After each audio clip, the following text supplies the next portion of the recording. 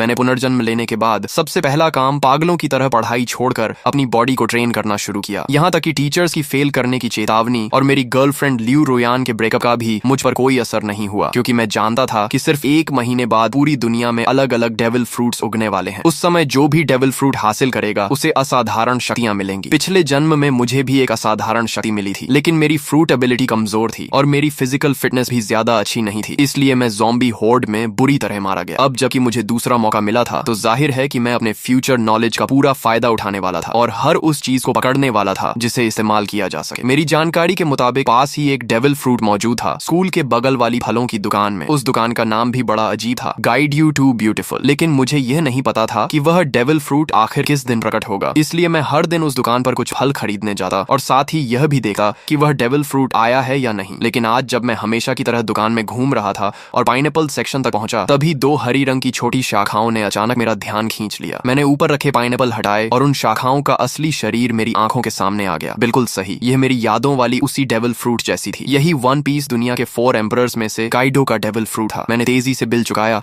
और बाकी फलों से भरा एक बैग भी उठा लिया ताकि किसी को शक न हो। जैसे ही मैं दुकान से बाहर निकला, सामने एक मजबूत शरीर वाला मध्यम उम्र का आदमी दिखाई दिया, वही आदमी जो पिछले जन्म में अज़्योर ड्रैगन फ्रूट का मालिक बना था। मैंने मन ही मन राहत की सांस ली। अगर मैं थोड़ी देर और कर देता तो ये फ्रूट उसी के हाथ लग जाती। हॉस्टल लौटे ही मैंने एक पल की भी देरी नहीं की और अज़्योर ड्रैगन फ्रूट को उठाकर सीधे एक बड़ा काट लिया। उसका स्वाद ऐसा था जैसे किसी ने सूखे पानी के टैंक और गंदगी के गड्ढे को मिलाकर उसमें सड़ी हुई पोछे की कपड़े को घुमा दिया हो और फिर सीधे मुंह में ठूंस दिया हो। इतनी गंदी टेस्ट थी कि मैं लगभग वहीं उल्टी कर देता, लेकिन मैंने खुद को रोका और किसी तरह उस गूदे को निगल लिया। फिर मैंने दिल मजबूत करके उसका बचा हुआ छिलका, बीज और वह छोटी बैंगनी शाखा भी निगल ली। काफी देर बाद मैंने गहरी सांस ली। अब चमत्कार का बीज बोया जा चुका था, बाकी सिर्फ इंतजार करना था। इसके बाद मैंने मोबाइल निकाला और शॉर्ट वीडियोस तथा फोरम ब्राउजिंग शुरू कर दी। कई प्लेटफॉर्म देखने के बाद मैंने एक आईडी सर्च की और पहला वीडियो खोला। भाइयों, देख रहे हो, ये थंडर फ्रूट है। कमेंट सेक्शन में बोली लगाओ, जो ज्यादा कीमत देगा उसे मिलेगा। ये देखकर मेरा दिल तेज धड़कने लगा। हालांकि अज़्योर ड्रैगन फ्रूट मैं पहले ही खा चुका था और दूसरा डेविल फ्रूट नहीं खा सकता था, लेकिन जब अपोकलिप्स आएगा और सभी लोग इसकी असली कीमत जान जाएंगे, तब करोड़ों रुपए देकर भी एक फ्रूट नहीं मिलेगी। ये सबसे महत्वपूर्ण ट्रेडिंग रिसोर्स थी और अगर ट्रेडिंग में इस्तेमाल न भी करूं तो मैं इसे अपने माता पिता या अपनी बहन को खिला सकता था। वैसे भी दूसरी फ्रूट खाने की संभावना पूरी तरह खत्म नहीं हुई थी, बस उसके लिए ताकत और किस्मत दोनों चाहिए थी। मैंने कमेंट सेक्शन में कुछ नहीं लिखा, बल्कि सीधे उस पीले बालों वाले लड़के वांग तियानची को प्राइवेट मैसेज भेजा। भाई, ये फ्रूट बहुत बढ़िया बनाई है, बिल्कुल असली जैसी लग रही है, मैं इसे खरीदना चाहता हूँ। कमेंट सेक्शन वाले लोग सिर्फ मजाक कर रहे हैं, जो कीमत चाहिए सीधे बताओ, अगर सही लगी तो तुरंत खरीद लूंगा। उसने जवाब दिया, भाई ये सचमुच डेविल फ्रूट है, इसकी कीमत 15 लाख है। मैंने कहा, अगर ये सच में डेविल फ्रूट है तो तुम खुद क्यों नहीं खा लेते? अगर बेचने का इरादा है तो सामान्य कीमत बताओ, नहीं तो मैं तुम्हें ब्लॉक कर दूंगा। वह बोला, ठीक है 1 लाख। मैंने कहा, 1000 फाइनल प्राइस। तुम्हारे जैसे कलेक्टिबल मॉडल की यही असली कीमत है। वह थोड़ा निराश हुआ, सोचा था ज्यादा पैसे ठग लूंगा, लेकिन 1000 भी ठीक है, कुछ दिन मौज हो जाएगी। मैंने कहा, ठीक है, पैसे दूंगा और सामान ले लूंगा। फिर मैंने पूछा, तुम कोई दुकान वाले नहीं हो? अगर मैं पैसे दे दूं और तुम सामान न भेजो तो बता दो, मैं आमने सामने डील करूंगा। उसने हंसकर कहा, सामने ही सही, क्या कर लोगे? उसने पता भेज दिया। फ्रूट मिलने के बाद मैं पूरी रफ्तार से निकल पड़ा और 2.5 घंटे में उसके बताए हुए छोटे शहर के स्टेशन पहुंच गया। मैंने पूछा, तुम वही हो जो डेविल फ्रूट बेच रहे थे? पेमेंट QR कोड दो, पहले फ्रूट देखूंगा फिर पैसे दूंगा। वह बोला, पहले पैसे फिर सामान। क्या तुम्हें लगता है मैं भाग जाऊंगा? मैंने कहा, यह तुम्हारा इलाका है। उसने सोचा और माना कि बात सही है, इस इलाके में उसकी थोड़ी बहुत पहचान थी। अगर मैं पैसे न देता तो वह एक फोन करता और उसके दोस्त मिनटों में पहुंच जाते। जब उसने बैग मेरी तरफ बढ़ाया तो मेरे हाथ तक कांप रहे थे। मैंने फ्रूट निकाली और मेरा दिल जोर जोर से धड़कने लगा। कोई गलती नहीं थी, ये असली डेविल फ्रूट थी। मैंने बिना समय गंवाए तुरंत 1000 रुपए ट्रांसफर कर दिए, फ्रूट को संभाला और वापस निकल पड़ा। अगर इस बेकार जगह से ट्रेन चलती होती तो मैं उसी समय घर लौट जाता। वापसी के रास्ते में मैं मोबाइल पर शॉर्ट वीडियोस देख रहा था कि अचानक एक वीडियो ने मेरा ध्यान खींच लिया। हाल ही में कई लोग अचानक बेहोश हो रहे हैं और लोगों के शरीर पर अजीब अजीब धब्बे दिखाई देने लगे हैं। एक्सपर्ट्स का कहना था कि यह संभवतः किसी नए प्रकार का फ्लू हो सकता है और सभी से मास्क पहनने तथा सावधानी बरतने की अपील की जा रही थी। ये खबर देखते ही मेरा दिल जोर से धड़क उठा। बेहोशी, शरीर पर धब्बे, क्या यह वही संकेत नहीं थे जो पिछले जन्म में अपोकलिप्स शुरू होने से पहले दिखाई दिए थे? मैंने बिना एक पल गंवाए हॉस्टल की ओर दौड़ लगा दी। पहले से तैयार रखा हुआ अपना सामान उठाया और बाहर निकलने ही वाला था कि पीछे से अचानक एक दर्दनाक चीख सुनाई दी। कई छात्र अचानक जमीन पर गिर पड़े और उनके शरीर पर धब्बे उभरने लगे। इसके तुरंत बाद एक रहस्यमयी दबाव पूरे क्षेत्र में फैल गया, जिससे सभी लोग हिलने तक में असमर्थ हो गए। तभी जो लोग पूरी तरह बेहोश हो चुके थे वे अचानक झटके से उठ बैठे। उनकी आंखें लाल हो गईं, नाखून लंबे और नुकीले हो गए और वे पागलों की तरह एक एक कमरे से बाहर निकलने लगे। देखते ही देखते पूरे हॉस्टल में अफरा तफरी मच गई और अनगिनत छात्र रोते चिल्लाते बाहर की ओर भागने लगे। लेकिन उसी क्षण मैंने महसूस किया कि मेरे ब्लड लाइन की गहराइयों से एक शक्ति जाग रही है। मेरे शरीर में एज्योर ड्रैगन की शक्ति उभरने लगी। मैंने सिर उठाकर एक गूंजती हुई गर्जना की। मेरी त्वचा पर नीले ड्रैगन स्केल्स उभर आए, सिर पर ड्रैगन हॉर्न्स निकल आए और मेरे हाथ ड्रैगन क्लॉज में बदल गए। मेरा पूरा शरीर हाइब्रिड ड्रैगन फॉर्म में बदलने लगा। गलियारे में मौजूद छात्र मुझे देखकर बुरी तरह डर गए, क्योंकि उनकी नजर में मैं भी उन लोगों की तरह एक मॉन्स्टर बन चुका था। लेकिन इस हाइब्रिड फॉर्म ने मेरी फिजिकल स्ट्रेंथ, डिफेंस, स्पीड और रिकवरी एबिलिटी को कई गुना बढ़ा दिया था। तभी पीछे से 2 ज़ॉम्बीज दहाड़ते हुए मेरी तरफ झपटे। मैंने ड्रैगन क्लॉ घुमाई और उन्हें एक ही वार में दूर फेंक दिया। तभी एक और ज़ॉम्बी दूसरे कमरे से बाहर निकला। मैंने मुंह खोलकर गर्म सांस छोड़ी और अगली ही क्षण आग की लपटों ने उसे राख में बदल दिया। लेकिन सिर्फ इतनी सी फ्लेम ब्रेथ के बाद ही मुझे अपनी स्टैमिना तेजी से घटी हुई महसूस हुई। डेविल फ्रूट की असली ताकत स्टैमिना पर निर्भर करती है। भविष्य में हाकी कितना भी आम क्यों ना हो जाए, आखिरकार खर्च स्टैमिना का ही होता है। अपोकलिप्स के शुरुआती चरण में हर किसी की फिजिकल लिमिट बहुत कम होती है। मैं काइडो जैसी ओनी रेस से नहीं था और न ही उसके जैसा मॉन्स्टर कॉन्स्टिट्यूशन रखता था। इसलिए एज्योर ड्रैगन फ्रूट मिलने के बावजूद मैं उसकी पूरी ताकत नहीं निकाल सकता था। लेकिन मेरे पास इसका समाधान था। मैंने अपना बेसबॉल बैट उठाया। यह खास तौर पर बनवाया गया हैवी रीइंफोर्स्ड बैट था,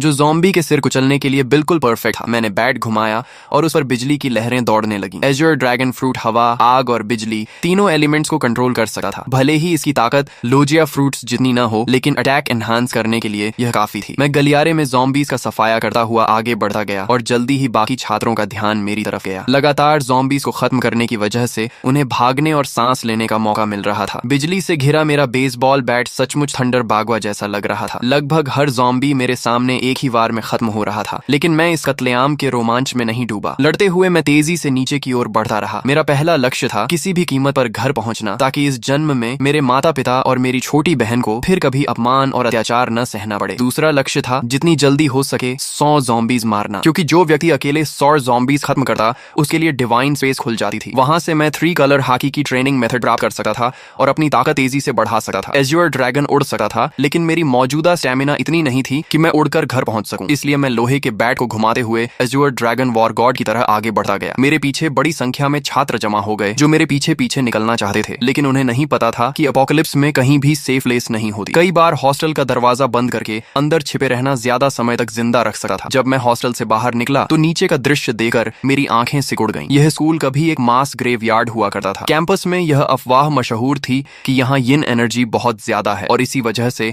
आसपास रहने वाले लोग अक्सर बीमार पड़ जाते थे। बाद में एक फेंग शुई मास्टर ने सलाह दी थी कि यहाँ एक स्कूल बनाया जाए ताकि युवाओं की यांग एनर्जी इस जगह की यिन एनर्जी को दबा सके। लेकिन अब जो कंकाल वर्षों से जमीन के नीचे दफन थे, ज़ॉम्बी वायरस के प्रभाव से सभी जमीन फाड़कर बाहर निकल आए थे और जो भी जीवित इंसान दिख रहा था उस पर हमला कर रहे थे। कोई मुझे बचाओ! पूरे कैंपस में हाहाकार मचा हुआ था। हर कोई जान बचाने के लिए भाग रहा था। लोग घबराहट में एक दूसरे से टकरा रहे थे, लेकिन मैंने किसी पर ध्यान नहीं दिया और सीधे मेन गेट की दिशा में बढ़ता गया। रास्ते में चाहे ज़ॉम्बी मिले या स्केलेटन मॉन्स्टर, मैंने सबको अपने बैट से कुचल दिया। आखिरकार जब मैं स्कूल गेट तक पहुंचा तभी मेरा शरीर अचानक रुक गया। सिर्फ मैं ही नहीं, सभी लोग और यहाँ तक कि ज़ॉम्बीज भी वहीं थम गए। ऐसा लगा जैसे पूरे संसार का टाइम फ्रीज हो गया हो। फिर मेरी आंखों के सामने अंधेरा छा गया। Divine descent, devil fruits have arrived, divine space activated. जब मैंने दोबारा आंखें खोली तो खुद को एक रहस्यमयी स्थान में पाया। यहाँ न समय था, न दिशा, न कोई वास्तविक स्थान। केवल 2 लाइट स्क्रीन्स मौजूद थी, एक बड़ी और एक छोटी। बड़ी स्क्रीन पर लिखा था डिवाइन शॉप और छोटी स्क्रीन पर लिखा था पर्सनल पैनल। पिछले जन्म में मैं इन चीजों से भली भांति परिचित था। यह किसी अज्ञात सत्ता द्वारा दिया गया अवसर था जहाँ पॉइंट्स के बदले टेक्निक्स, इक्विपमेंट, स्किल्स और रिसोर्सेज खरीदे जा सकते थे। तभी घोषणा हुई, आप पहले व्यक्ति हैं जिसने 100 ज़ॉम्बीज का शिकार किया है। आपको डिवाइन रिवॉर्ड प्राप्त होगा। आपने अपोकलिप्स शुरू होने के 10 मिनट के भीतर 100 पॉइंट्स प्राप्त कर लिए हैं, इसलिए आपको विशेष रिवॉर्ड दिया जाएगा। इसके बाद मेरे सामने 3 विकल्प आए। पहला रिवॉर्ड था परफेक्ट फ्रूट, जो मेरे एज्योर ड्रैगन फ्रूट को पूर्ण अवस्था में पहुंचा देता। इसके बाद फ्रूट की सभी साइड इफेक्ट्स समाप्त हो जाती। मैं सी स्टोन और सी वाटर से प्रभावित नहीं होता और यहाँ तक कि दूसरा डेविल फ्रूट भी खा सकता था बिना शरीर फटे। दूसरा रिवॉर्ड था हाकी जीनियस। इसके लिए किसी ट्रेनिंग या पॉइंट्स की जरूरत नहीं थी। मुझे तुरंत 3 कलर हाकी जागृत हो जाती और बिना अभ्यास के भी धीरे धीरे बढ़ती रहती। यदि मैं ट्रेनिंग करता तो इसकी ग्रोथ स्पीड 2 गुनी हो जाती। तीसरा रिवॉर्ड था ज़ॉम्बी स्लेयर डिवाइन वेपन। मुझे अपनी पसंद का सुप्रीम ग्रेड वेपन मिलता जो ज़ॉम्बीज को 2 गुना डैमेज देता। फ्रूट, हाकी या वेपन, 3 में से एक चुनना था। पहला और तीसरा रिवॉर्ड तुरंत कॉम्बैट पावर बढ़ाते थे, जबकि दूसरा धीरे धीरे ताकत बढ़ाता, लेकिन उसकी पोटेंशियल लिमिट कहीं अधिक थी। पिछले जन्म के अनुभव के अनुसार बाद के चरणों में भी हाकी कभी आउटडेटेड नहीं हुई थी। मैं कुछ क्षण सोच में पड़ गया। तभी मुझे काइडो की कही बात याद आई, हाकी ही असली आधार है। रॉजर और गार्ब के पास कोई डेविल फ्रूट नहीं थी, फिर भी वे दुनिया के सबसे शक्तिशाली योद्धा बने। यहाँ तक कि काइडो ने हाकी को इतना महत्व दिया कि उसने उसने अपनी फ्रूट अवेकनिंग तक पर ज्यादा ध्यान नहीं दिया। ये सोचते ही मैंने फैसला कर लिया, ताकतें जितनी ज्यादा हों उतना अच्छा नहीं। असली बात यह है कि किसी एक ताकत को उसकी सीमा तक पहुंचाया जाए। एज्योर ड्रैगन फ्रूट कितनी शक्तिशाली बनेगी, ये पूरी तरह मेरी फिजिकल स्ट्रेंथ पर निर्भर था। अगले ही क्षण मैंने हाकी जीनियस चुन लिया। तुरंत 3 कलर हाकी मेरे भीतर जाग उठी। काली ऊर्जा की एक पतली परत मेरी मुट्ठियों पर चढ़ गई। यह आर्मामेंट हाकी थी। इसके बाद मैंने कुछ पॉइंट्स खर्च करके 5 वाटर मीट खरीदे, जो तेजी से स्टेमिना रिकवर करने वाला फूड था और लड़ाई में लंबे समय तक टिकने में मदद करता था। पर्सनल पैनल सिर्फ स्टेटस स्क्रीन नहीं थी, बल्कि कम्युनिकेशन डिवाइस भी थी। अपोकलिप्स में जब मानव सभ्यता टूट गई थी, तब लोग इसी पैनल के कम्युनिकेशन फंक्शन से संपर्क बनाए रखते थे। इसमें अलग अलग चैनल्स भी बने हुए थे और बहुत से लोग पहले ही बातचीत शुरू कर चुके थे। तभी घोषणा हुई, स्पेस कनेक्शन समाप्त होने वाली है। भविष्य में केवल विचार करते ही डिवाइन स्पेस में प्रवेश किया जा सकेगा। मेरी आंखों के सामने फिर अंधेरा छा गया। जब मैंने दोबारा आंखें खोली तो मैं वापस अपने शरीर में था। चारों ओर अनगिनत ज़ॉम्बीज और घबराए हुए छात्र शिक्षक मौजूद थे। मैंने तुरंत एक वाटर मीट मुंह में ठूंस ली और तेजी से खाते हुए स्कूल गेट की ओर बढ़ने लगा। तभी मुझे अचानक खतरे का एहसास हुआ। मैंने तुरंत अपना शरीर एक ओर घुमा लिया। जिस जगह मैं खड़ा था वहां अगले ही पल जमीन फट गई और एक स्केलेटन आर्म बाहर निकल आई। बहुत से लोग सोच रहे थे कि शहर छोड़कर किसी सुनसान जगह चले जाएंगे और किसी तरह जीवित रहेंगे, लेकिन उन्हें नहीं पता था कि अब इस दुनिया में 1 इंच भी सुरक्षित जमीन नहीं बची थी। इसी दौरान रास्ते में चल रही कारों के रेडियो पर इमरजेंसी ब्रॉडकास्ट लगातार बज रहा था। यह राष्ट्रीय आपातकालीन सूचना है। सभी नागरिक शांत रहें, अपने घरों के अंदर रहें और दरवाजे खिड़कियां बंद रखें। हमारी सेना पूरी तरह सक्रिय हो चुकी है। रेडियो पर आगे घोषणा हुई, हमारी बायोलॉजिकल लैबोरेटरीज भी एंटीडोट विकसित करने में लगी हुई हैं। कृपया शांति बनाए रखें और घबराहट में कोई गलत कदम न उठाएं। लेकिन मैं जानता था कि सच्चाई इससे कहीं ज्यादा भयावह है। ज़ॉम्बी वायरस की पहली लहर हवा के जरिए फैलती थी और जिन लोगों की फिजिकल कॉन्स्टिट्यूशन कमजोर होती थी वे सबसे पहले संक्रमित होते थे। इसी वजह से हॉस्पिटल्स और ओल्ड एज होम्स संक्रमण के सबसे बड़े केंद्र बन गए थे। अपोकलिप्स शुरू होने के बाद वायरस का मुख्य संक्रमण तरीका ब्लड ट्रांसमिशन बन जाता था। ऐसी स्थिति में सेना के जवान, जिनकी फिजिकल फिटनेस सबसे अच्छी होती थी, उनके संक्रमित होने की संभावना बहुत कम रहती थी। इसलिए अपोकलिप्स की शुरुआत में मिलिट्री अभी भी कुछ हद तक प्रभावी रहती थी, लेकिन मैं जानता था कि यह ज्यादा समय तक नहीं चलेगा। अगर सेना तेजी से ज़ॉम्बीज को खत्म करना चाहती तो उसे गन्स और अन्य फायर आर्म्स का इस्तेमाल करना पड़ता, लेकिन ऐसा करने पर उन्हें पॉइंट्स नहीं मिलते। पॉइंट्स के बिना वे मजबूत नहीं बन सकते थे। दूसरी तरफ ज़ॉम्बीज लगातार विकसित होते जाते और आखिरकार ऐसे स्तर पर पहुंच जाते जहां सामान्य फायर आर्म्स भी उनके सामने बेअसर हो जाती। जैसे जैसे ज़ॉम्बीज मजबूत होते, सेना कमजोर पड़ती जाती और समाज का पतन तेजी से होने लगा। इसलिए इस अपोकलिप्स में असली उम्मीद सिर्फ एक ही थी, हर इंसान को योद्धा बनना होगा और खुद ज़ॉम्बीज से लड़ना होगा। यह एक ऐसी सर्वाइवल कंपटीशन थी जिसमें केवल योग्य और शक्तिशाली लोग ही आगे बढ़ सकते थे। मेरी कार तेज रफ्तार से सड़क पर दौड़ रही थी। रास्ते में अगर कोई ज़ॉम्बी सामने आ भी जाता तो मैं ब्रेक लगाने की बजाय उसे सीधा टक्कर मारकर आगे निकल जाता। तभी अचानक मेरा फोन बज उठा। कॉल उठाते ही दूसरी तरफ से मेरी छोटी बहन की घबराई हुई आवाज सुनाई दी, भैया आप कहाँ हो? बाहर बहुत सारे ज़ॉम्बीज हैं, बहुत डर लग रहा है। मैंने तुरंत पूछा, मैं ठीक हूँ, तुम कैसी हो? मम्मी पापा ठीक है ना? उसने राहत की सांस लेते हुए कहा, मम्मी ने आपकी बात मानकर पहले ही छुट्टी ले ली थी और मुझे स्कूल से घर ले आई थी। पापा अभी हॉस्पिटल में हैं। उन्होंने कहा है कि उन्होंने ऑफिस लॉक कर लिया है और फिलहाल सुरक्षित हैं। भैया आप तो सचमुच भविष्यवक्ता निकले। अगर आपने मम्मी को जबरदस्ती छुट्टी लेने के लिए न कहा होता तो शायद हम अभी बाहर ही मर चुके होते। पिछले 1 महीने से मेरी बहन औचिंग बहुत हैरान थी, क्योंकि मैं हर दिन बड़ी मात्रा में डेली नेसेसिटीज घर भेज रहा था। जब भी परिवार पूछता कि इतना सामान क्यों जमा कर रहा हूँ, मैं कोई जवाब नहीं देता था। उन्हें यह भी नहीं पता था कि मेरे पास इतना पैसा आया कहाँ से। असल में मेरे पास कोई पैसा नहीं था। सिर्फ 1 महीने में इतना कमाना भी असंभव था। लेकिन जब अपोकलिप्स आने ही वाला था तो मुझे कर्ज लेने से डरने की क्या जरूरत थी। मैंने लगभग हर ऑनलाइन प्लेटफॉर्म से लोन ले लिया था। अगर माता पिता को समझाने की समस्या न होती तो शायद मैं घर तक गिरवी रख देता। हालांकि डिवाइन स्पेस के मौजूद होने के कारण बहुत ज्यादा रिसोर्सेज जमा करने की जरूरत भी नहीं थी। यह सामान सिर्फ इमरजेंसी के लिए था। हम बात ही कर रहे थे कि सामने एक लग्जरी कार अचानक रास्ते में कूद पड़े ज़ॉम्बी से बचने की कोशिश में पलट गई। उसी पल एक भयानक चेन कलिजन शुरू हो गई। पीछे आ रही कई गाड़ियां एक दूसरे से टकरा गईं और कुछ ही सेकंड में सड़क पर तबाही मच गई। कई लोग वहीं मारे गए, लेकिन मैं पहले से जानता था कि ऐसा होगा। अब रुकना संभव नहीं था। मैंने तुरंत अपना बैकपैक और बेसबॉल बैट पकड़ा, एज्योर ड्रैगन फॉर्म में बदल गया और कार की छत तोड़कर सीधे आसमान में उड़ गया। बादलों और धुंध ने मेरे विशाल ड्रैगन बॉडी को ऊपर उठाया और मैं तेजी से आसमान की ओर बढ़ गया। ये चमत्कारी दृश्य देखकर सड़क पर मौजूद सभी लोग स्तब्ध रह गए। पहले से भयानक कार एक्सीडेंट अब और भी ज्यादा अराजक हो गया, लेकिन मुझे नीचे हो रहे हंगामे से कोई मतलब नहीं था। मैं सीधे बादलों के बीच घुस गया और अपने घर की दिशा में उड़ने लगा। बीच बीच में मैं बैकपैक से वाटर मीट निकाल कर खाता ताकि स्टेमिना रिकवर होती रहे। मेरी मौजूदा ताकत इतनी नहीं थी कि मैं लगातार लंबे समय तक उड़ सकूं। आखिरकार जब सारी वाटर मीट खत्म हो गई तो मुझे जमीन पर उतरना पड़ा और मैं वापस ह्यूमन फॉर्म में बदल गया। मैंने आसपास नजर दौड़ाई। फिलहाल वहां कोई ज़ॉम्बी दिखाई नहीं दे रहा था। मैंने तुरंत डिवाइन स्पेस में प्रवेश किया और फिर से 5 वाटर मीट एक्सचेंज कर ली और उन्हें बैकपैक में भर लिया। इस समय मेरे बैकपैक में सिर्फ 5 वाटर मीट और एक थंडर फ्रूट थी। एक वाटर मीट खाने के बाद मैंने दोबारा उड़ान नहीं भरी, क्योंकि वाटर मीट स्टेमिना तो रिकवर कर सकती थी, लेकिन अगर लगातार उसी पर निर्भर रहा जाए तो स्टेमिना कंजम्पशन और तेज हो जाती थी। साथ ही मेंटल फटीग को यह बिल्कुल रिकवर नहीं कर सकती थी। मैंने मैप खोला और अपनी स्थिति देखी। मुझे किसी हाईवे तक पहुंचना था और वहां से एक व्हीकल हासिल करनी थी। दिशा तय करने के बाद मैं फिर से एज्योर ड्रैगन में बदल गया। इस बार मैं सिर्फ 10 मिनट तक उड़ा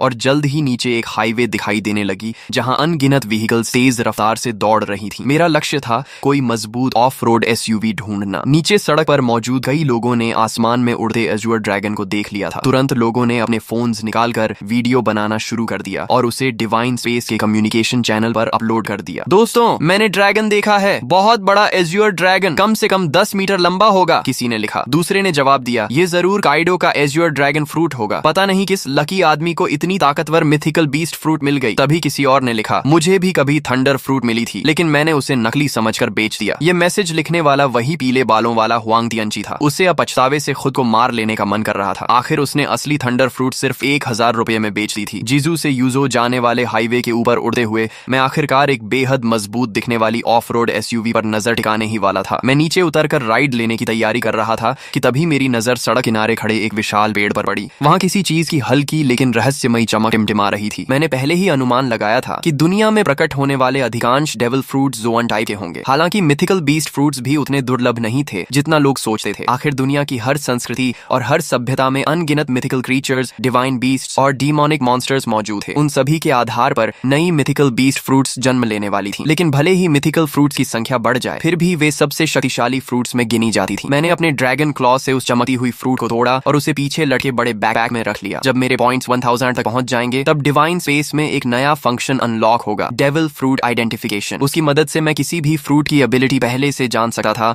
और किसी बेकार फ्रूट को खाने से बच सकता था। हालांकि यह सुविधा बहुत महंगी थी। हर आइडेंटिफिकेशन के लिए पूरे 1000 पॉइंट्स खर्च करने पड़ते थे। मैं दोबारा उस ऑफ रोड एसयूवी का पीछा करने ही वाला था कि अचानक आगे चल रहा एक बड़ा ट्रक बुरी तरह पलट गया। उसी पल उसके अंदर से 3 ज़ॉम्बीज बाहर निकले और आसपास की गाड़ियों पर हमला करने लगे। लेकिन उस समय किसी के पास रुकने का साहस नहीं था। एक ड्राइवर ने एक्सेलरेटर पूरी ताकत से दबाया और सीधे ज़ॉम्बीज के ऊपर गाड़ी चढ़ा दी। फिर वह गाड़ी को दाएं बाएं घुमाकर ज़ॉम्बीज को गिराने की कोशिश करने लगा। उसकी इस हरकत ने तुरंत एक और चेन एक्सीडेंट पैदा कर दिया। मैंने उधर सिर्फ एक नजर डाली और फिर पलटे हुए ट्रक के पास उतर गया। ह्यूमन बीस्ट फॉर्म में बदलकर मैंने ट्रक के किनारे को पकड़ लिया और एज्योर ड्रैगन की विशाल शक्ति का इस्तेमाल करते हुए उसे जबरदस्ती सीधा खड़ा कर दिया। एज्योर ड्रैगन फ्रूट द्वारा दी गई स्ट्रेंथ वास्तव में भयावह थी। इसके बाद मैं ट्रक के अंदर घुसा और खुद उसे चलाने लगा। जब धीरे धीरे मुझे एहसास हुआ कि वे सभी मेरी ट्रक के पीछे पीछे चल रही हैं। मैंने रियर व्यू मिरर में यह दृश्य देखा, लेकिन मुझे इससे कोई फर्क नहीं पड़ा। जब तक वे मेरे काम में रुकावट नहीं डालते, उन्हें मेरे पीछे आने से कोई समस्या नहीं थी। रास्ते भर बार बार एक्सीडेंट्स होते रहे। मैं समय समय पर ट्रक से उतरता, ज़ॉम्बीज को खत्म करता और सड़क साफ करता। तभी एक मोटा और अमीर दिखने वाला मध्यम उम्र का आदमी मुस्कुराते हुए मेरे पास आया और बोला, अगर आप मेरी सुरक्षा करेंगे तो मैं आपको जितना पैसा चाहिए उतना दे सकता हूँ। मैंने उसकी तरफ ठंडी नजर से देखा और कहा, एक कदम और आगे बढ़ाया तो मरोगे। वह आदमी इतना डर गया कि अनजाने में वहीं घुटनों के बल बैठ गया। उस समय मेरी ड्रैगन फॉर्म और उससे निकल रही किंगली ऑरा उसे ऐसे महसूस हो रही थी जैसे उसके सामने कोई सर्वोच्च शासक खड़ा हो। मेरी हल्की सी कॉन्करर्स हाकी ने आसपास खड़े कई लोगों को डर से जड़ कर दिया। फिर भी मौत का डर इंसान से कुछ भी करवा सकता है। एक बेहद खूबसूरत मैच्योर वुमन हिम्मत करके मेरे पास आई। अपोकलिप्स के बीच भी उसने खुद को बेहद आकर्षक तरीके से सजाया हुआ था। उसने मुस्कुराते हुए कहा, हैंडसम, क्या आप मुझे अपने साथ ले जा सकते हैं? आप मेरे साथ जो चाहें कर सकते हैं। मैंने बिना भाव बदले सिर्फ एक शब्द कहा, दफा हो जाओ। मैं अभी अपनी ड्रैगन एबिलिटी हटाकर ट्रक में चढ़ने ही वाला था कि तभी एक लंबा चौड़ा ताकतवर आदमी तेजी से मेरी तरफ आया। उसने देखा कि मैं रुकने वाला नहीं हूँ तो जल्दी जल्दी बोला, सर, मैंने भी बहुत सारी अपोकलिप्स नॉवेल्स पढ़ी हैं। आप इतने शक्तिशाली हैं, लेकिन क्या आपको बेस बिल्ड करने के लिए लोगों की जरूरत नहीं पड़ेगी? मेरा नाम लिन कुई है। मेरे पास कोई खास टैलेंट नहीं है, लेकिन ताकत बहुत है। मैं एक कॉम्बैट कोच हूँ और निश्चित रूप से आपके काम आ सकता हूँ। मैं रुक गया और उसकी तरफ देखने लगा। थोड़ी पर हाथ रखकर कुछ देर सोचता रहा। उसकी बात गलत नहीं थी। सिविलाइजेशन और सोशल ऑर्डर जल्द ही पूरी तरह खत्म होने वाले थे। अगर मुझे अपोकलिप्स में लंबे समय तक जीवित रहना था तो मुझे अपना खुद का सेफ बेस बनाना पड़ेगा। ज़ॉम्बीज की ग्रोथ स्पीड बहुत तेज थी। अकेले मेरे लिए हर समय अपने परिवार की रक्षा करना मुश्किल था। जब लिन कुई ने देखा कि मैं सोच रहा हूँ तो उसके चेहरे पर खुशी छा गई। उसने बिना देर किए अपना सामान, अपनी कार और बाकी सब कुछ वहीं छोड़ दिया। उसे डर था कि अगर उसने एक पल भी देरी की तो मैं उसे छोड़कर चला जाऊंगा। वह इतना सावधान था कि फ्रंट सीट पर बैठने की हिम्मत भी नहीं कर सका। अपनी फिजिकल फिटनेस का इस्तेमाल करते हुए सीधे ट्रक के पीछे वाले कार्गो एरिया में चढ़ गया। लिन कुई की सफलता देखकर बाकी लोगों को भी उम्मीद नजर आने लगी। उन्हें लगा कि मैं पूरी तरह निर्दयी नहीं हूँ। तभी वह अमीर मध्यम उम्र का आदमी फिर कुछ कहने ही वाला था कि मैंने उसे बीच में रोक दिया। अगर मैं लोगों को भर्ती भी करूंगा तो किसी को सिर्फ उसके शब्दों पर नहीं चुनूंगा। शुरुआती चरण में एक आदमी ही काफी है और उसकी लॉयल्टी भी अभी साबित नहीं हुई है, उसे समय के साथ परखा जाएगा। तभी वह खूबसूरत महिला फिर आगे आई और दृढ़ आवाज में बोली, कृपया मुझे एक मौका दीजिए। मेरी क्षमता और मेरी जान दोनों आपके लक्ष्य पूरे करने के लिए समर्पित रहेंगी। उसकी आंखों में झलकता दृढ़ निश्चय देकर मुझे एहसास हुआ कि यह महिला साधारण नहीं है, शायद इसमें वाकई कुछ खास था। मैंने कुछ सेकंड तक उसे ध्यान से देखा और फिर कहा, गाड़ी में चढ़ जाओ। महिला खुशी से झूम उठी, लेकिन मेरी अनुमति के बिना वह भी फ्रंट सीट पर नहीं बैठी। उसने अपनी पूरी ताकत लगाकर ट्रक के पीछे वाले कार्गो एरिया में चढ़ना शुरू कर दिया। मैं यह सब देखकर मन ही मन सिर हिलाने लगा। शायद यह महिला सिर्फ एक सुंदर चेहरा नहीं थी, पीछे खड़े कई लोग भी इन दोनों की तरह मेरे साथ जाना चाहते थे। लेकिन जैसे ही मैंने हल्की सी कॉन्करर्स हाकी छोड़ी, सभी डर के मारे जमीन पर गिर पड़े। उनमें से किसी ने कांपती आवाज में कहा, हे भगवान, इस बॉस ने तो कॉन्करर्स हाकी भी जगा ली है। कुछ अनुभवी वन पीस फैंस तुरंत इस किंगली ऑरा को पहचान गए। मैं वापस ड्राइवर सीट पर बैठा और ट्रक को आगे बढ़ा दिया। करीब 2.5 घंटे की यात्रा के बाद आखिरकार मुझे सड़क किनारे एक सर्विस एरिया दिखाई दिया, लेकिन वह जगह पूरी तरह ज़ॉम्बीज़ के कब्जे में थी। रास्ते से गुजरने वाले लोग वहां फ्यूल और फूड लेने जाना चाहते थे, लेकिन वहां मौजूद ज़ॉम्बीज़ की भारी संख्या देखकर हिम्मत नहीं कर पा रहे थे। मगर मुझे इसकी चिंता नहीं थी। जैसे ही ट्रक वहां रुका, ज़ॉम्बीज़ का एक बड़ा झुंड हमारी तरफ दौड़ पड़ा। वे ड्राइवर कैबिन में तो नहीं घुस सकते थे, इसलिए ट्रक के पीछे चढ़कर लिन कुई और उस महिला पर हमला करने की कोशिश करने लगे। दोनों डरकर कार्गो एरिया के अंदर दुबक गए और सिर तक बाहर निकालने की हिम्मत नहीं कर पाए। मैं ट्रक से उतरा, ह्यूमन बीस्ट फॉर्म में बदला और बेसबॉल बैट घुमाते हुए कुछ ही सेकंड में ट्रक पर चढ़ रहे कई ज़ॉम्बीज़ के सिर कुचल दिए। तभी मुझे एहसास हुआ कि पीछे पीछे आ रहा पूरा व्हीकल कॉन्वॉय भी इस सर्विस एरिया तक पहुंच चुका था। वे लोग चाहते थे कि मैं ज़ॉम्बीज़ को खत्म कर दूं ताकि वे आराम से फ्यूल और सप्लाईज ले सकें। लेकिन जैसे ही उनकी गाड़ियां वहां पहुंची, अगले ही पल ज़ॉम्बीज़ का विशाल झुंड उन गाड़ियों की ओर टूट पड़ा और मजबूर होकर वह पूरा व्हीकल कॉन्वॉय सर्विस एरिया छोड़कर आगे निकल गया। उधर मैं एक एक वार में ज़ॉम्बीज़ को खत्म करता गया और कुछ ही देर में पूरे सर्विस एरिया को साफ कर दिया। सिर्फ एक ज़ॉम्बी मैंने लिनकुई के लिए छोड़ी ताकि वह प्रैक्टिस कर सके। आखिर वह एक कॉम्बैट कोच था, इसलिए उसकी स्ट्रेंथ, स्पीड और कॉम्बैट रिफ्लेक्सेस वाकई अच्छे थे। जब तक मैं फ्यूल भरकर लौटा, तब तक उसने भी उस ज़ॉम्बी को सफलतापूर्वक मार गिराया था। सप्लाईज इकट्ठा करने के बाद मैंने आखिरकार उस छिपाव पहने खूबसूरत महिला का नाम पूछा। हालांकि वह दिखने में पतली दुबली थी और पहली नजर में ज्यादा उपयोगी नहीं लगती थी, लेकिन जब से वह मेरी ट्रक पर चढ़ी थी, उसने खुद को काफी अच्छा साबित किया था। ज़ॉम्बीज़ के ट्रक पर चढ़ने के दौरान भी उसने चीख पुकार नहीं मचाई थी। इससे मेरे मन में उसके लिए सम्मान थोड़ा और बढ़ गया। जैसे ही मैंने उसका नाम पूछा, उसने तुरंत जवाब दिया, मेरा नाम लियू मेंगकियन है। मैंने कहा, अब से फ्रंट सीट पर बैठो, ट्रक के कार्गो एरिया में चढ़ने की जरूरत नहीं है। ये सुनते ही उसने सिर झुकाकर कहा, जी मास्टर। उसके मुंह से निकला यह संबोधन मुझे फिर से चौंका गया। उसने मेरा नाम तक नहीं पूछा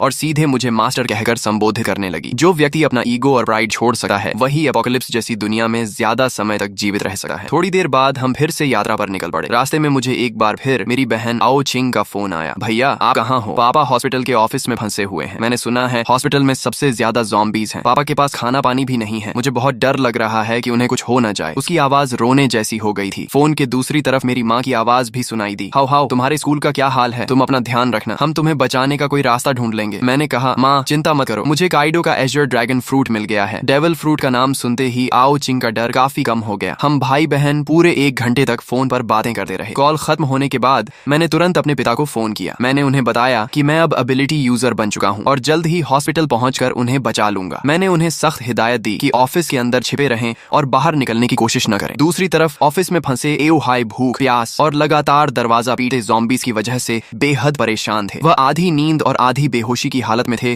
कि तभी मेरा फोन आया। मेरा नाम देखते ही उनमें जान आ गई। जब मैंने उन्हें वीडियो कॉल की और उन्होंने मुझे ड्रैगन ह्यूमन फॉर्म में ज़ॉम्बीज़ का सफाया करते देखा, तब जाकर उनके दिल को सुकून मिला। उन्होंने मुझे अपने ऑफिस का रास्ता बताया। मैं तेजी से हॉस्पिटल के एक कोने में बने ऑफिस तक पहुंच गया। वहां 12 ज़ॉम्बीज़ लगातार दरवाजा तोड़ने की कोशिश कर रहे थे। दरवाजे में कई बड़े छेद भी हो चुके थे। अगर अंदर से टेबल्स और चेयर्स लगाकर उसे ब्लॉक न किया गया होता तो ज़ॉम्बीज़ कब के अंदर घुसकर पापा को टुकड़े टुकड़े कर चुके होते। मैंने बेसबॉल बैट घुमाई और कुछ ही सेकंड में उन सभी ज़ॉम्बीज़ के सिर तोड़ डाले। फिर एक जोरदार किक मारकर ऑफिस का दरवाजा खोल दिया। अंदर मौजूद पापा की हालत जरूर खराब थी, लेकिन वे पूरी तरह सुरक्षित थे। मेरे लिए यही सबसे बड़ी खुशखबरी थी। एओहाई वाटर मीट खाते हुए बोले, तो ये वही डेविल फ्रूट एबिलिटी है जिसके बारे में तुम और आओ चिंग बात कर रहे थे। ऑफिस में फंसे रहने के दौरान उन्होंने डिवाइन स्पेस के कम्युनिकेशन चैनल्स में बहुत सारे वीडियोस और डिस्कशंस देख लिए थे, इसलिए उन्हें वन पीस और डेविल फ्रूट्स के बारे में कुछ जानकारी हो गई थी। मैं हंस पड़ा और एक और अंदर घुसे ज़ॉम्बी का सिर बैट से कुचलते हुए बोला, कैसा लगा आपका बेटा? कूल है ना? आओ हाई मुस्कुराकर बोले, बहुत कूल है बदमाश। अपोकलिप्स शुरू होने के बाद उन्होंने अपनी आंखों से अनगिनत लोगों को ज़ॉम्बीज़ के हाथों मरते देखा था। ऐसे में उनका पूरा परिवार अभी तक सुरक्षित था। यही उनके लिए सबसे बड़ी खुशी थी। हॉस्पिटल से बाहर निकलते समय मैंने देखा कि कई कई बिल्डिंग्स के दरवाजों और खिड़कियों के पीछे लोग छिपे हुए बाहर झांक रहे थे। जब उन्होंने एओ हाई को एक ड्रैगन मैन के साथ जाते देखा और यह भी देखा कि वह ड्रैगन मैन कितनी आसानी से ज़ॉम्बीज़ को मार रहा है, तो कई लोग मदद के लिए चिल्लाने लगे, ओल्ड हाई, हमें भी बचा लो। आओ हाई के चेहरे पर दया की झलक दिखाई दी। उन्होंने कहा, हाओ, इन्हें भी बचा लो, ये सब मेरे कॉलीग्स हैं, बहुत बेचारे हैं। मैंने ठंडे स्वर में जवाब दिया, बचाकर क्या करूंगा? क्या मैं इन्हें एक एक करके इनके घर भी छोड़ूंगा? और अगर घर पहुंच भी गए तो क्या वे निश्चित रूप से जिंदा रह पाएंगे? मैंने उनकी पुकारों को अनसुना किया और पापा को लेकर आगे बढ़ गया। रास्ते में हम उस कमरे के पास पहुंचे जहां लिन कुई और लियू मेंकियन छिपे हुए थे। मैंने दरवाजे पर हमला कर रहे ज़ॉम्बीज़ को खत्म किया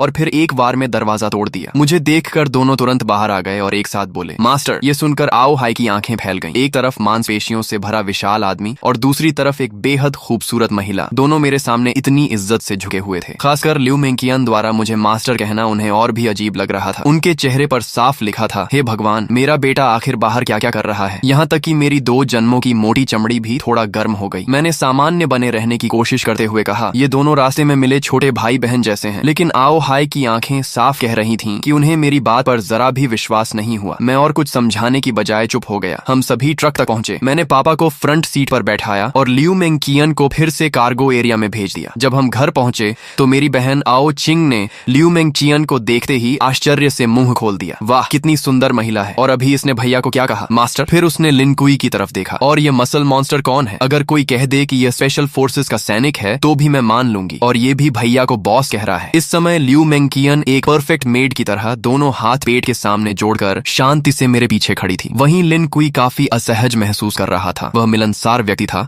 लेकिन यह उसके बॉस का परिवार था, इसलिए उसे समझ नहीं आ रहा था कि कैसे व्यवहार करे। आखिर मेरी माँ लियू यून ने स्थिति संभाली और मुस्कुराते हुए कहा, सबको भूख लगी होगी ना? जैसे ही उन्हें पता चला था कि मैं और पापा लौट रहे हैं, उन्होंने सोना छोड़ दिया और पूरी रात खाना बनाने में लगा दी थी ताकि हम दोनों गरम खाना खा सकें। लेकिन उन्हें यह उम्मीद नहीं थी कि मैं 2 और लोगों को साथ ले आऊंगा, इसलिए खाना थोड़ा कम पड़ रहा था। अच्छी बात यह थी कि मैंने पहले से बहुत सारे कैंड फूड्स जमा कर रखे थे। कुछ कैंस खोलकर माँ ने पूरा बड़ा डिनर तैयार कर दिया। जब मैंने देखा कि लिन कुई और लियू मेंकियन अभी भी किनारे खड़े हैं तो मैंने उन्हें भी खाने के लिए बुलाया। लिन कुई आगे बढ़ने ही वाला था कि लियू मेंकियन बोली, मुझे थोड़ा कैंड फूड दे दीजिए, मैं मास्टर के साथ एक ही टेबल पर नहीं बैठ सकती। ये सुनते ही कमरे में मौजूद सभी लोग स्तब्ध रह गए। आओ चिंग की नजरें मेरे और लियू मेंकियन के चेहरे पर बार बार घूमने लगी। फिर शरारती मुस्कान के साथ बोली, अब मैं समझ गई, इसे फ्लर्टिंग कहते हैं। उसकी बात पूरी होने से पहले ही मैंने उसके सिर पर हल्का सा नॉक मार दिया। वह दर्द से आंखों में आंसू भरकर मेरा हाथ पकड़कर काटने लगी। डिनर खत्म होने के बाद मैंने बैकपैक से 2 डेविल फ्रूट्स निकाली। मेरे पास अभी 2 डेविल फ्रूट्स हैं, एक थंडर फ्रूट है और दूसरी की एबिलिटी अभी पता नहीं है। तुम लोग इनमें से खा लो। यह सुनकर लिन कुई और लियू मेंकियन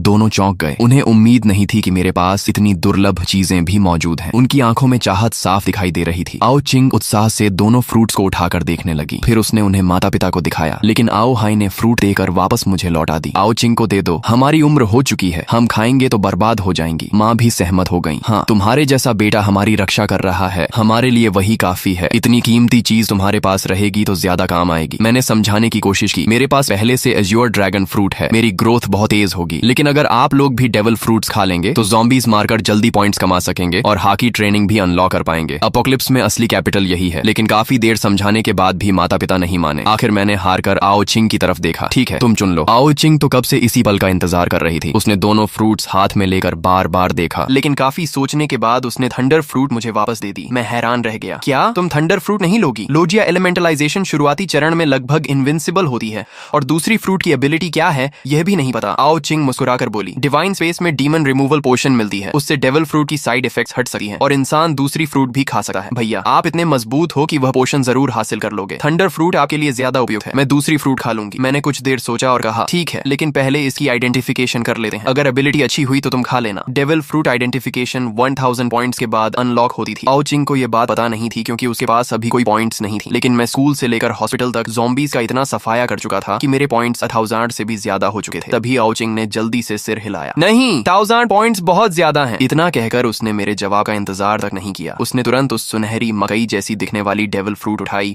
और एक बड़ा टुकड़ा काटकर निगल लिया। ये देखकर मैं घबरा गया। मुझे बिल्कुल उम्मीद नहीं थी कि वह सीधे फ्रूट खा लेगी। अगर यह कोई कमजोर एबिलिटी निकली तो बाद में पछताने का भी मौका नहीं मिलेगा। लेकिन अब बहुत देर हो चुकी थी। आओ चिंग फ्रूट का गूदा निगल चुकी थी। मैं केवल मन ही मन प्रार्थना कर सकता था कि उसे कोई शक्तिशाली एबिलिटी मिले।